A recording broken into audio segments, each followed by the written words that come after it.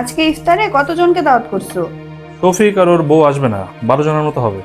এতজন? তাহলে বাইরে থেকে খাবার অর্ডার করি নাকি? আরে না, বাইরে থেকে কেন খাবার অর্ডার করবা? তুমি তো ভালো রান্না করতে পারো। দাওয়াত করার সময় তো আর আমাকে জিজ্ঞেস করনি যে আমি রান্না করতে পারবো কিনা, এখন জোর করে চাপাই দিচ্ছ। সুমাইয়া, এখানে জোর করে চাপানোর কিছু নাই, তোমার যেটা কাজ তোমাকে সেটাই করতে বলা হচ্ছে। এই, তুমি আমার জন্য ছোলা ভিজিয়ে রাখো না কেন? জানোই যে আম্মা সকালবেলা উঠে আগে ওইটাই খোঁজে।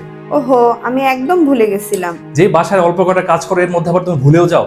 এটা তো কঠিন কোনো কাজ না, তোমার মা চাইলে নিজেই করতে পারে, শুধু বাটিতে নিয়ে ভিজাই দিবে। এটার জন্য ছেলের বউয়ের আশায় বসে থাকতে হবে? যাক, সব ভালো মতো পার হয়েছে। সুমাইয়া, রাত 10টা বাজে, ক্ষুধা লাগছে, একটু খাবার দাবার দাও তো। সুমাইয়া, প্লেটে খাবার দাও তো। একটা কথা বলতেই হয়, আম্মা কিন্তু তোমাকে ঠিকভাবে মানুষ করতে পারেনি।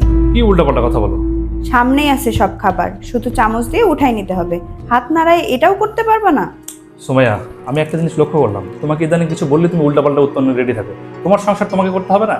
শোনো, সংসারটা আমার একার না, আমাদের সবার। এখানে কাজগুলো ভাগ করে নিলে সবার মধ্যে দূরত্ব আপনা আপনিই কমে যাবে। আমাকেও সারাদিন একা একা এত কাজ করতে হবে না, আমিও রেস্ট করার একটু সময় পাবো।